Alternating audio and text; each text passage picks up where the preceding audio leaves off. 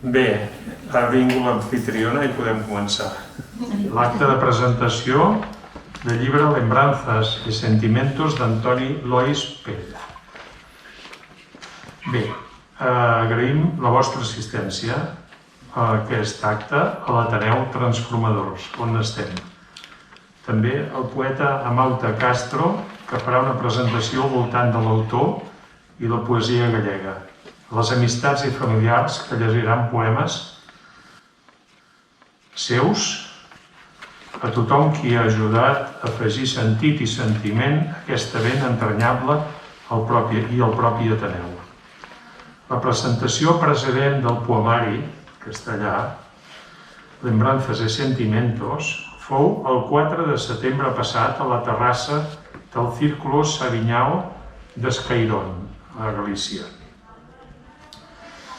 Bé, jo em toca presentar una mica l'autor, després la Mauta també farà referència al mateix autor i a la poesia gallega.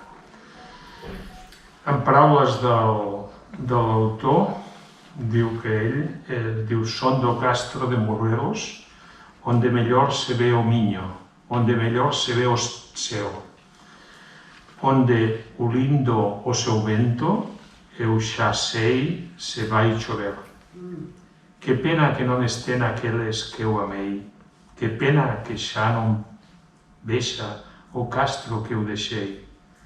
A pesar de todo eso, ou poder sexa por eso, do castro sempre serei.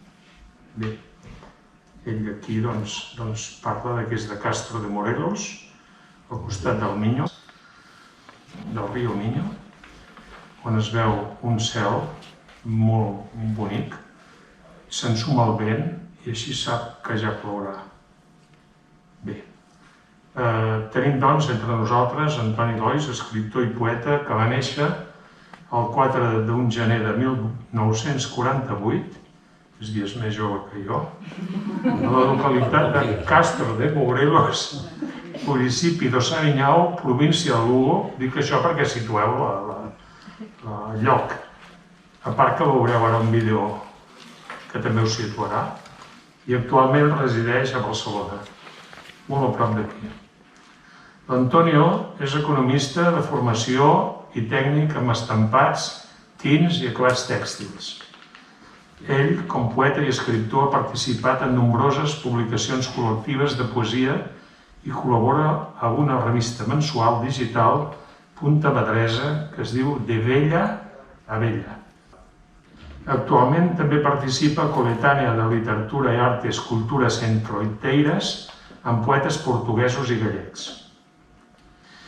Ell, quan dit això, en el llibre diu: "No tinc més que contar, non hai moito máis que contar de una vida moi vulgar". Gràcies per l'oportunitat de convidar-nos a la presentació del teu llibre de poemes al voltant dels records i sentiments de la teva terra gallega a la Ribera Sacra. Jo ara passaria... us podria dir els llibres col·lectius aquest, tinc una relació. Un es diu El Cancro, que és el càncer, ell, jo i nosaltres, un llibre de José Estevez, que ell ha elaborat, Portugalidades, Poetas del Reencontro. Això té dos llibres que ell hi té 4 poesies a cada llibre. Vilariñas, que és un certamen a Guitiriz, que és un municipi de la província de Lugo, que ell hi participa, a la comarca de la Terra Plana, que diuen Terra Txà, amb capital Vilalba. També ha participat a poemes penjats als fanals de Guitiriz, poemes perdurados das parolas, a Caminos de Poesia, a la Raya Luso Espanyola, Rayes Frontera, Revistes Lucenses Chistral, una revista que porta un tal Antonio Núñez, ja ho he dit, Coletània Culturas Centroiteiras, i mensualment a la revista de Vella a Vella. Bé, jo, només abans de passar la paraula a Mauta, dono una vivència familiar que he tingut, perquè jo soc família d'ell, i la Pilar també. Hi ha moments singulars en la vida quotidiana de les persones. L'Antoni Lois a vegades entra sovint en fase creativa després de dinar, per exemple. El veig assegut en un pedrís al jardí amb el seu telèfon mòbil. M'hi acosto i em llegeix la poesia que acaba de composar, tal com raja, sota d'un cirerer. Un poema fresc, entranyable. Aquest vídeo és una miqueta perquè comprengueu una miqueta millor a totes aquestes poesies que el meu pare escriu i perquè veieu quins són els seus orígens. D'acord?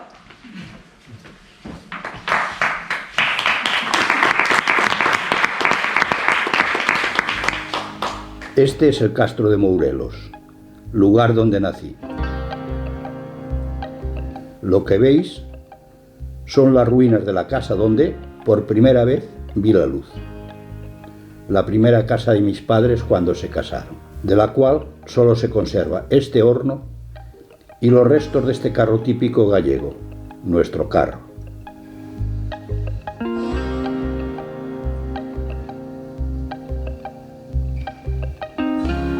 Desde la ventana del segundo piso, cuando niño, podía ver el río Miño a su paso por el pueblo de Belesar.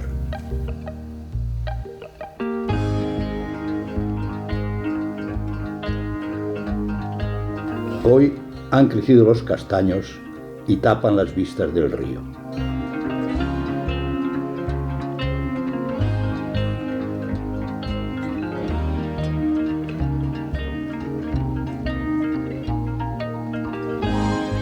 Cuando la primera casa se fue deteriorando, mis padres adquirieron esta otra, donde viví buena parte de mi infancia. Hoy ha sido saqueada y está en completo abandono.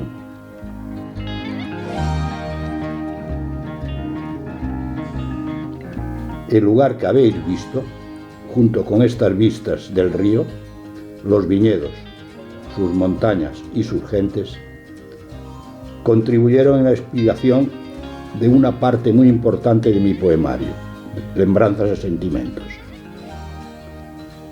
La pena es que casi todo pasó a mejor vida, pero no murieron los sentimientos, que seguirán siendo mi fuente de inspiración para continuar escribiendo.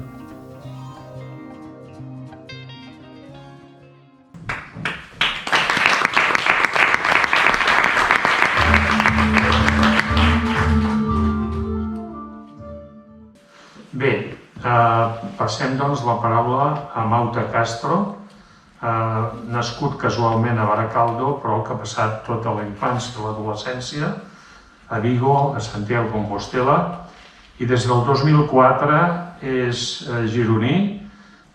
Bé, i ara doncs ell farà la part aquesta poètica. Ell és premi a Rosalía de Castro, de fet té 3 premis, un primer premi i 2 mencions. Un dels més importants en poesia gallega, i després el Premi Pérez Parellé, també.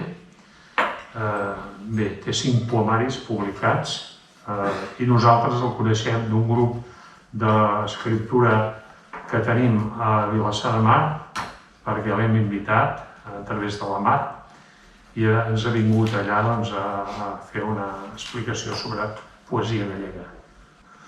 I bé, tens la paraula.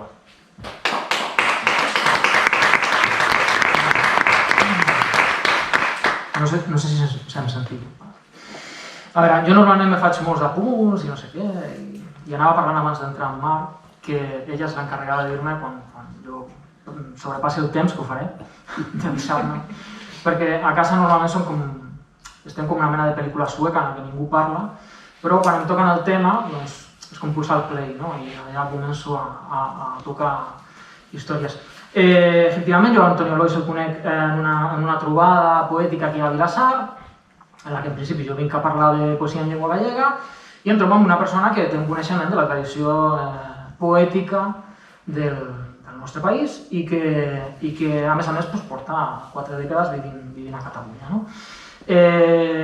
La sorpresa és que a més després ve tot el tema del llibre i tal, però en un primer moment Aquesta és la nostra primera trobada. No? És molt interessant això que acabeu de posar, que jo no ho tenia apuntat ni res, a l'hora d'entrar una mica en contacte amb el per què d'això, és a dir, per què es produeix aquesta idea, per exemple, tan repetitiva dins de la llengua gallega, no? D'aquest concepte que segurament heu trobat en cantautors brasilers, portuguesos, en la pròpia Rosalía de Castro, que és aquest concepte de morriña de saudade, de record de la infantesa moltes vegades, d'un record sovint idealitzat, amb una realitat que és precisament aquesta, no? La realitat d'un rural que està en un procés de descomposició molt important, d'un territori sovint molt oblidat, aquest poder no tant, perquè té el tema del vi, que evidentment és una indústria important, però sí que és veritat que l'interior de Galícia està despoblat i que ben bé concentrem dels 2,5 milions de població que tenim, doncs concentrem 2 milions a la costa, en la franja que va des de Coruña a Ferrol fins a la frontera portuguesa, al sud de Vigo. Concentrem 2 milions de persones, però a l'interior gairebé no hi ha població. No? I a més, la població pateix aquests processos que ens explica l'Antonio en aquest poemari. Emigració, desconnexió del món de la infantesa, del món familiar, sovint el record, també l'oblit de dècades d'una casa, de la casa familiar, aquest carro, quan si algú de vosaltres fa una passejada per l'interior de Galícia, especialment per aquestes zones de l'interior de Lugo, se n'adonarà, i jo això ho vinc comprovant també amb algun català, amb el qual evidentment he anat parlant, de la feina, que he anat de vacances. L'interior de Galícia és una reserva antropològica, una reserva de costums, de tradicions, d'això, de com es feia la casa, segons quines zones, quin tipus de carro, quin tipus d'eixada, d'arado, no sé com es diu en català. Tot això està molt present. Com es cuina, si hi ha l'areira a casa, si hi ha artesa, tu parles d'una artesa al teu llibre. És a dir, moltes de les nostres àvies encara no tenien frigorífic, feien servir cuines de foc amb una pedra central a la casa, i això està present en el teu llibre. Jo, que soc un gallec de ciutat, no he viscut això. És a dir, la meva àvia ja tenia telèfon i frigorífic a casa. Però molta gent té molt present això, i això encara es viu, i es viu en aquests pobles, i ho estem perdent. Ho estem perdent en passos molt accelerats. Això és un exemple, i en d'altres llocs en què això, d'alguna manera, s'ha mantingut amb molt d'esforç. Però tornant al tema literari, heu de pensar que el sistema literari gallec, a diferència d'altres sistemes, en què els últims 3 segles la narrativa ha passat per sobre de qualsevol altra expressió, de tal manera que vosaltres a casa vostra teniu probablement el 90% de la vostra biblioteca personal són novel·les. A Galícia el davanter centre, el que volen ser els nens quan són petits, és la poesia. De tal manera que la figura central del nostre moviment literari i poètic és Rosalía de Castro, que és una dona que és poeta. Entrant en el llibre d'Antonio, jo crec que aquí ell va tocant una sèrie de temes que són vertebrals dins del poemari. Infantesa, final de la vida, hi ha un poemari molt interessant, hi ha un poema molt interessant que a mi me recorda a un poema de Ferrín, després en parlem. Emigració, aldea, infantesa, sentiment de llunyania, la Galícia interior que hem vist aquí al vídeo, la natura, ens parles de la lluna, la memòria personal, amb aquest concepte de saudade, que és aquest anyó de la terra que tenim al món galego-portuguès. I aquesta idea que tu parles al vídeo, és molt interessant veure el vídeo de l'acte que fan a Osavinyao, que està a YouTube, penso que al teu canal de YouTube. És interessant veure aquest vídeo quan tu parles, i jo m'ho vaig apuntar així, de veure el poeta com una mena de transmissor, de decodificador de l'idioma, té una concepció de l'idioma molt fonètica, i això entronca amb una sèrie de persones que han defensat aquesta concepció fonètica de l'idioma per la recuperació del mateix. Un d'ells, Uxío Boneira, poeta do Courel, de l'interior de Lugo també, que va defensar la recuperació de l'idioma a través precisament d'un idioma fonètic en contacte amb el portuguès, que és indispensable entendre aquesta relació, però que cal recuperar i cal posar en coneixement de la població autòctona. Llavors, ell reivindica una concepció de l'idioma, diu, do galego do meu lugar, Lugar a Galícia vol dir un conjunt de cases. És com una mena una superposició de cases. O galego do meu lugar és el gallec de la seva aldea, de la seva zona. Ens parles de la migració, ens parles de la teva mare, que hi ha un diàleg molt interessant també, i trobo molt emocionant, i hi ha una reivindicació de l'aldea. I també, i aquí sí que jo també trobo una paràfrasi, amb un poema de Manuel María. Manuel María era un poeta també de la zona, del sud de Lugo, que va ser un dia de les lletres gallegues i una persona molt reconeguda pel seu compromís personal a la recuperació de l'interior, per el seu compromís personal a la recuperació de la llengua, per la seva militància durant el franquisme també, i que té un poema molt especial, que a més està musicat, que es diu O Carro, i que a mi me'n recorda molt un dels poemes teus. Rosalia està molt present, perquè a més la Rosalia del seu primer poemari en llengua gallega és una Rosalia de l'emigració, i això ho anem veient. Jo crec que per un lector català, i ja termino, per un lector català apropar-se a un llibre en llengua gallega, primer que no li ha de fer por perquè compartim bona part del lèxic i som una llengua llatina i a més un parlant de castellà o un parlant de català es pot apropar amb facilitat. Crec que li ha d'aportar això, aquesta part de la qual s'està reflexionant últimament també, d'aquesta part de l'Espanya buida, de l'interior oblidat i els records personals, això adreçat amb els records personals i aquest anyó que ell porta.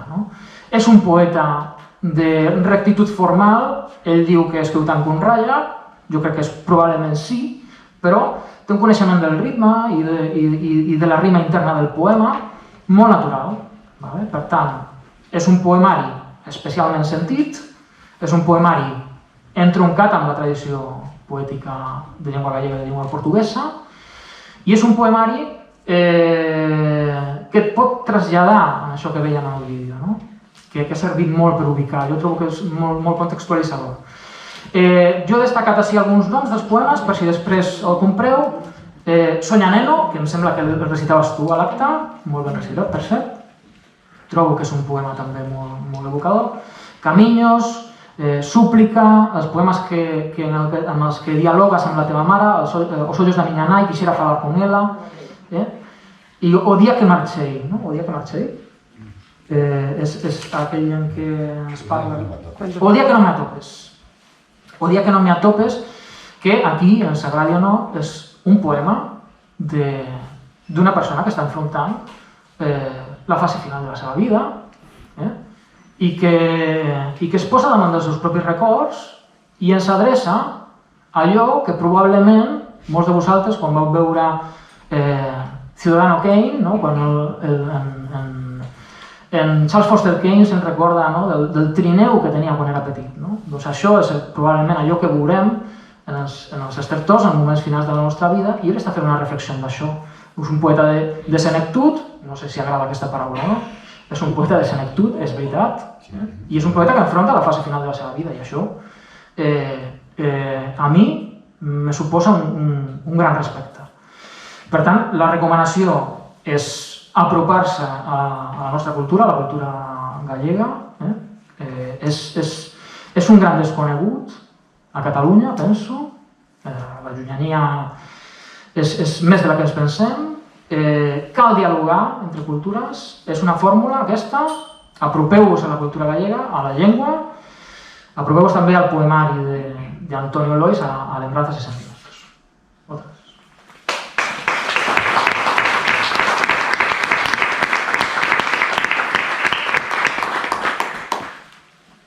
Bé, moltes gràcies, Amauta. Ara passarem a llegir alguns dels poemes. Intervenció d'Antoni. Bueno, l'Antoni Cubà és una mica despistat. M'ha tirat per terra tot el que tenia que dir. Perquè tenia que parlar d'una luna pirata que asomava a la ventana i no la diré. I llavors jo us diré de què va. Això ho diré després. Després no, quan diguin ja la poesia ja no fa falta. Era una luna pirata que s'assomava a la ventana i volia robar-me el timó de la barca. Bueno, no va a robar el timón de la barca, sino que va a robar al corazón.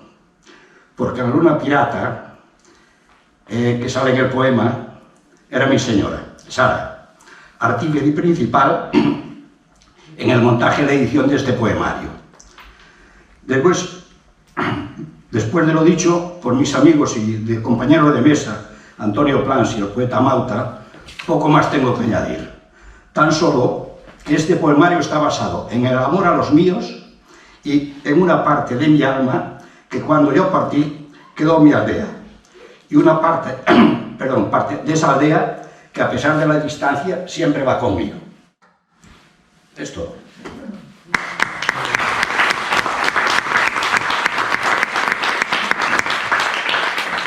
Bé, de moment, el mateix Antoni Lois llegirà O dia que no me atopes, que ja s'ha citat abans.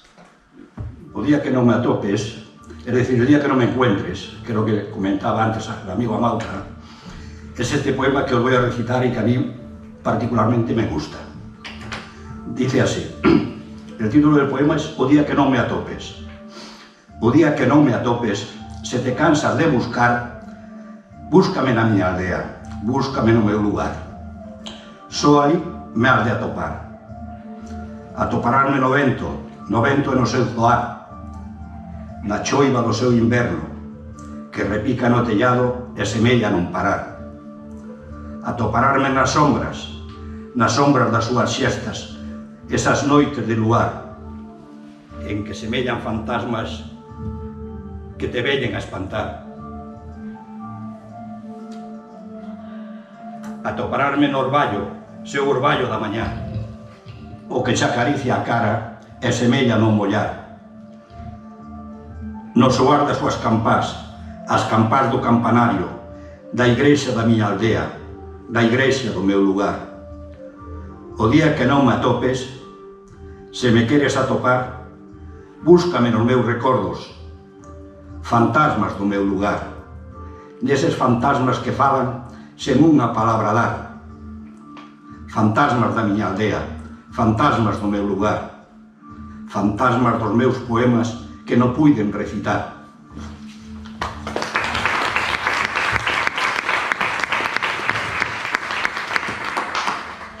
Bé, ara la Lola Argamasilla, sisplau, ella llegirà A mi mujer y a mis hijas, en castellà.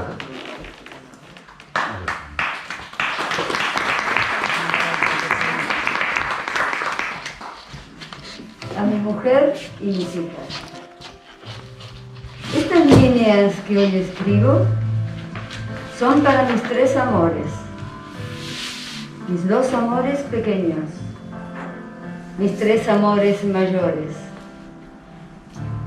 Personas en las que pienso, personas a las que quiero.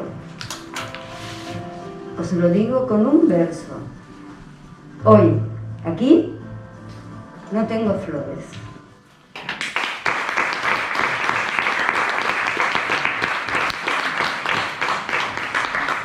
Bé, ara la Yolanda Lois llegirà Soña, neno.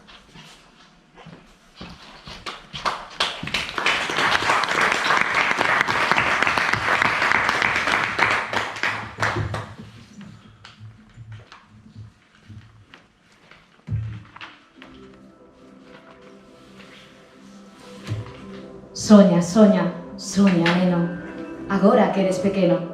Puede que un día de grande, xa, non che deixen facelo. Soña, soña, soña, neno, vivir e a soñar a vida, igual que cando eras neno. Non deixes que os moitos anos non che permitan facelo. Soña, soña, soña, neno, se algún día non soñaras, que sería da tua vida? Que sería do neniño, daquel neniño pequeno? Por moitos anos que teñas, ti tes que seguir soñando, igual que cando eras neno. Non deixes que che proíban a liberdade de facelo. Soña, soña, soña, neno, agora que eres pequeno.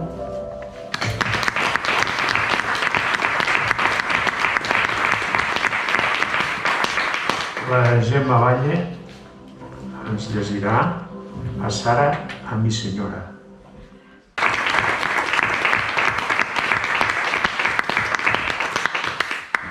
Jo figura que en aquest moment sóc l'Antonio, Molt bé. A Sara, mi senyora.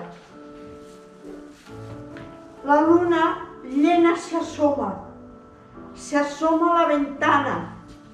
Quiere robarme el timón, quiere gobernar mi barca, mas la pobre no sospecha que yo también soy pirata. Voy a robarle su luz de noche, por la mañana, para iluminar el mar y en el mar sus olas blancas. No te olvides, bella luna, que yo también soy pirata. Eres la luna pirata que robó mi corazón. Si un día me faltaras, para mí no habría sol.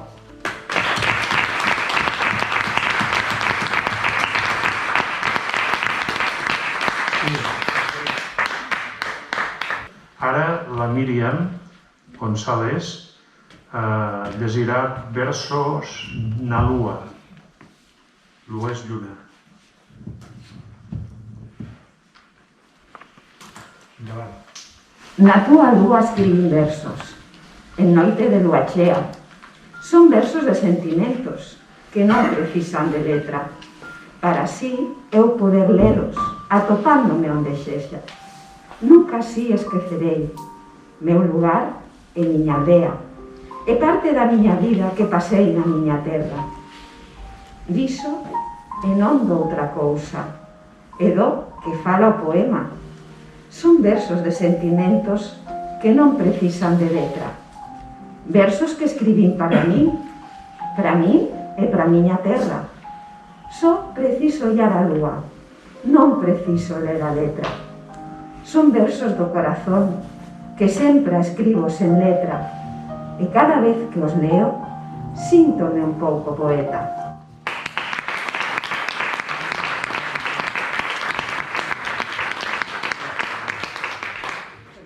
Doncs ara veurem un vídeo amb la veu d'Anna Santos que es diu Roseira Branca, de la revista digital publicat Digital de Bella a Bella. A roseira branca. En unha esquina da casa hai unha roseira branca. Ten unhas rosas pequenas, pero con moita fragancia. Collíanas os rapaces para poñelas no ollal da súa solapa, mesturándoas a veces con unhas ramas de albahaca. E ir así perfumados cando iban as rapazas. Era a roseira da nai, a súa roseira branca, a que coidaba con mimo, anque estivera cansada. Hoxe non queda roseira, xa non hai roseira branca. Cando marchou nosa nai, foi perdendo a súa fragancia, e xa nunca volveu dar aquelas rosiñas brancas, as que collían os mozos cando ían as rapazas. Foise indo pouco a pouco, semellaba que choraba, vendo as gotas de orballo nas follas en rosas brancas. Non se quixo quedar soa, foise ca nai que a coidaba. Era a roseira da nai, a súa roseira branca.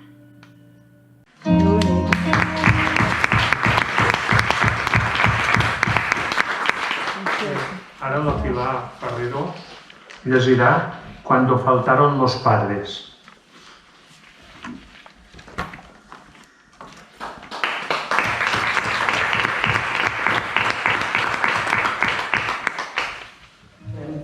A veure, jo vaig triar aquest poema perquè el vaig trobar molt interessant.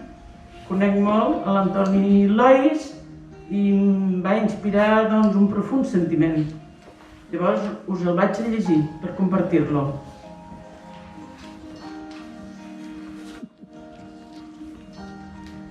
Cuando faltaron los padres.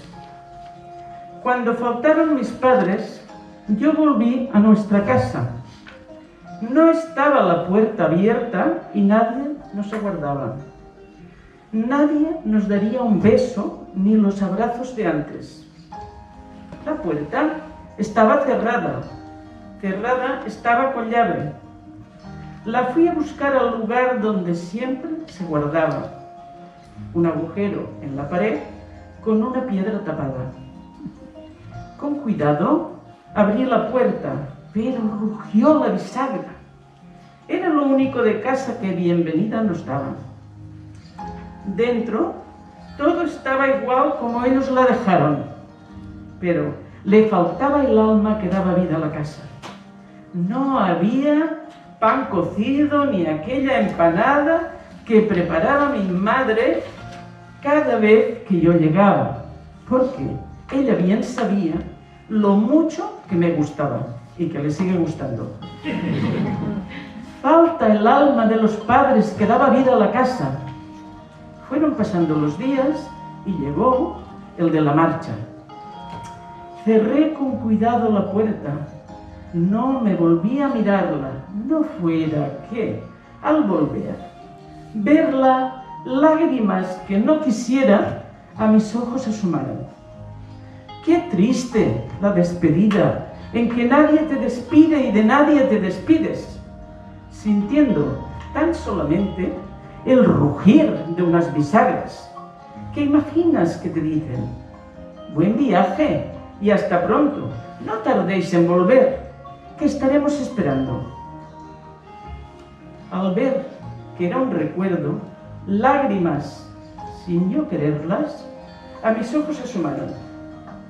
Hoy solo nos despedía una casa ya sin vida y una llave oxidada.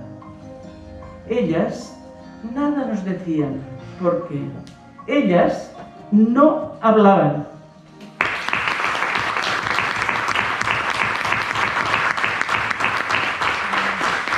Bé, gràcies. Tamara Bruguera llegirà Otoño. Aquest poema es diu Otoño, és molt emotiu i molt adequat a l'època que estem. Espero que us agradi. Otoño. Hojas amarillas que se lleva el viento. Pasiones que fueron y que hoy son recuerdo. Esto es el otoño, cuando sopla el viento. Vivir anhelando, morir sin remedio. Es el triste signo cuando ya nacemos. ¿Y qué es el morir? ¿Dejar de existir? Quizás sea otoño, otoño sincero. Un otoño triste de noche sin cielo.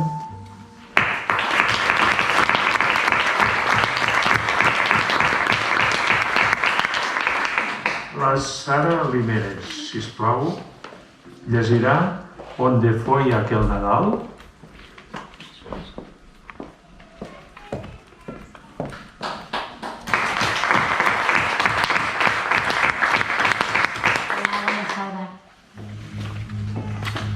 ¿Onde foi aquel Nadal? Penso en Nadales felices de cando era un rapaz. Había un pouco turrón e algo de figos pasos. Non había moito máis.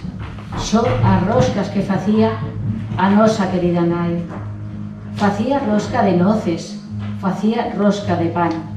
Desde que ela nos falta, esas roscas non se fan.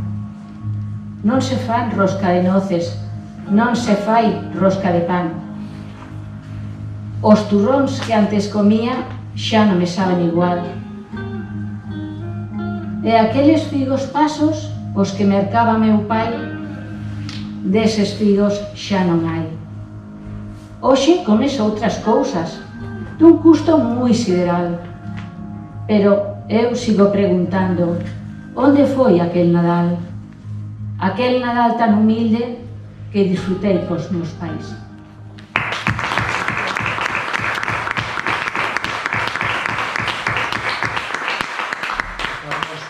Carlos Afonso, sisplau, llegirà a alma quedou na aldea. Carlos Afonso també és gallec.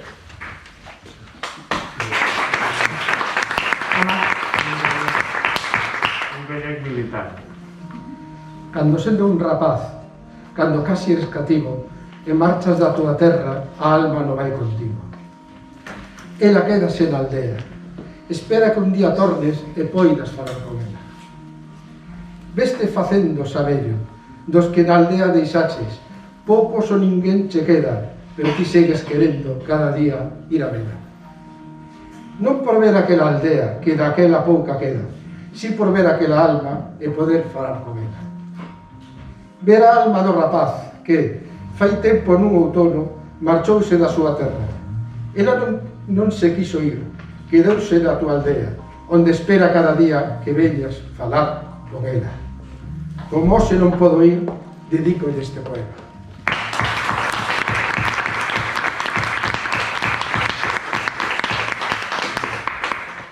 La seva samarreta diu que sempre quedarà a París, Marcho que teño que marchar, no marxis encara. Os galegos saben o que significa.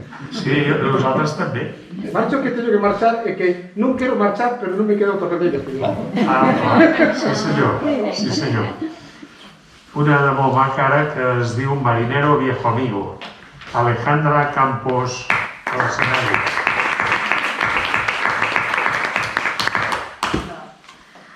Marinero, viejo amigo, hoy no te haces a la mar. Tu barco está en puerto, tus pensamientos en la mar. Aquellos viejos amores son olas en alta mar, y tú los sigues viviendo en puerto, mirando al mar. Marinero, viejo amigo, leva otra vez las anclas y hazte de nuevo a la mar. Deja que el viento te guíe, vuelve de nuevo a soñar. No dejes que nadie marque tu rumbo de navegar, solo tú, la mar y el viento son los que lo han de marcar. Solo tú, la mar y el viento en busca de libertad. Marinero, viejo amigo, leva otra vez las anclas y hazte de nuevo a la mar. En la mar del pensamiento hallarás la libertad.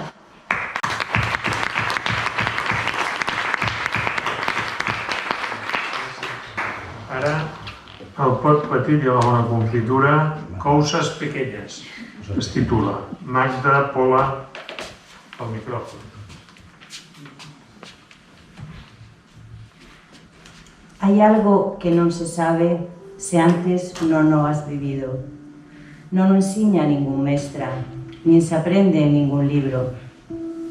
Son esas cousas pequenas as que a vida dan sentido, as que nos saen de dentro sen haberlas aprendido.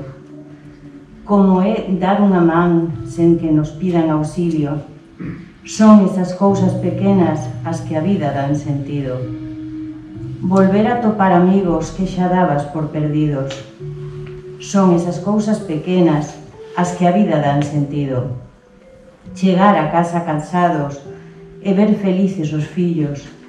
Son esas cousas pequenas as que a vida dan sentido. Ver sorrir a un pequeno teu neto cando é cativo. Por esas cousas pequenas vale a pena haber vivido, as que nos saen de dentro sen haberlas aprendido.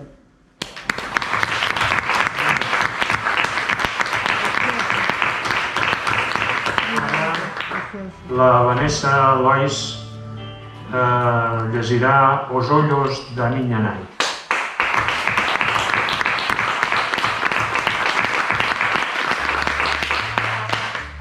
Eu vou intentar falar un pouquiño en galego, porque isto de aquí non deixa de ser un poemario en galego. É un poema que é dedicado á miña avoa, Perpetua, que morreu xa fai moitos anos, cando eu aínda era moi pequena. Os ollos da miña nai. Tiña unos ollos grises, ollos que ves unha vez e deles xa non te esqueces. Fai tempo que non os vexo, xa fai anos que marcharon. Aqueles olliños grises, aqueles que me miraban, por moito tempo que pase non deixarei de lembralos. De neno, eu vino rir, de grande vino chorar.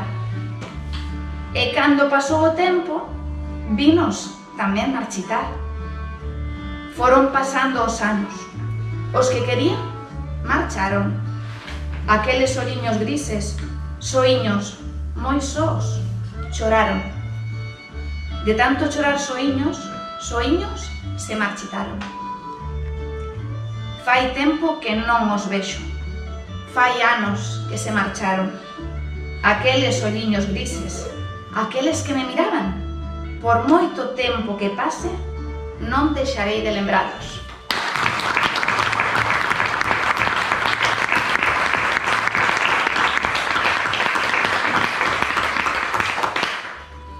Molt bé. Ara, l'Antoni Lois llegirà un poema dedicat a Pepe Cobos. Este poema está dedicado a un amigo que hoy cumpliría años y que se lo llevó la pandemia actual. Y está dedicado a él. Título del poema: a Pepe Cobos. Hoy se nos fue un amigo de verdad, de lo que cuando los pierdes ya no ves la vida igual. Donde quiera que se encuentre, estará en libertad.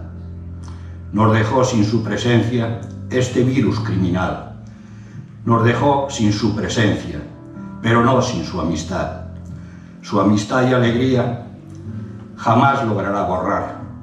Mientras nosotros vivamos, la amistad perdurará. Recordando a nuestro amigo, Pepe Cobos, nada más.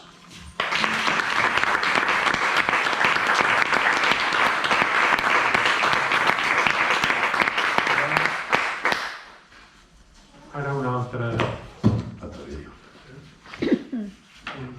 un altre vídeo d'Anna Santos, Estampa dunha lembranza. Estampa dunha lembranza. É unha tarde de outono. O labrego mira a viña.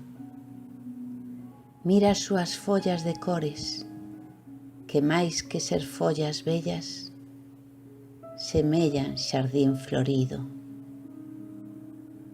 Van do marrón a amarelo e do ocre o encarnado.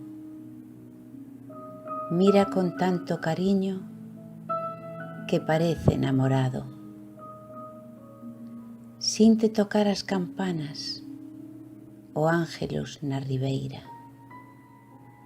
Non sei se son na Sariña ou as campanas de Nogueira. Vai subindo pouco a pouco, leva unha ixada no ombro. Sube portelo a portelo as muras do seu bacelo. Vai camiño da súa casa, leva a mirada perdida. Non sei se pensa na viña ou pensa na súa familia. Vai andando pouco a pouco, ten a mirada perdida. É unha estampa vivida, hoxe xa fai media vida. O vela dende tan lonxe, teño a mirada perdida.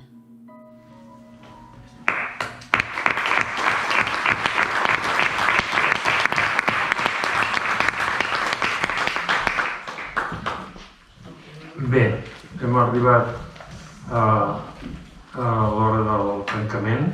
Aprofito per recuperar el que no he dit abans, que ja ho teníem previst així. Està lligat amb una frase que ja ha sortit d'alguna manera de l'Antonio Lois, que diu: "Gústame escribir poesía en galego do povo, o galego dos meus pais, que é o galego que amo, non é galego ilustrado." I hi ha un avís de l'autor a navegants rapinyaires, qui sap si membres d'alguna acadèmia. Al mig del jardí de la tranquil·la segona residència que la família Lois Rimeres gaudeix sovint al Baix Empordà, hi uneix a nit i dia una bandera pirata negra contra els temporals i la tramuntana. A la pàgina 116 del llibre que celebrem hi ha una contundent poesia dedicada a la lluna, que abans s'ha llegit, a una lluna pirata que vol robar el timó a un poeta mariner per governar la seva barca. L'artista, de cop i volta, se sent corsari i adverteix a la lluna ufana que ell també pot ser un pirata disposat a prendre-li la llum. La llum de la creació, la que il·lumina la seva pròpia llibertat. Bé, i aquí doncs dono per closa, si voleu afegir alguna cosa, l'acte, i l'Antoni Lois ara signarà llibres de la seva obra a qui desitgi. Moltes gràcies. Digues. Antes de todo, gracias a todos por haber asistido a este evento, en especial al amigo Amalta y a Antonio, a Pilar y sobre todo a Yolanda y a Ricard, por su gran labor en la parte de grabación y sonido, así como a todos los que habéis contribuido poniendo voz a mis humildes poemas. Gracias a todos.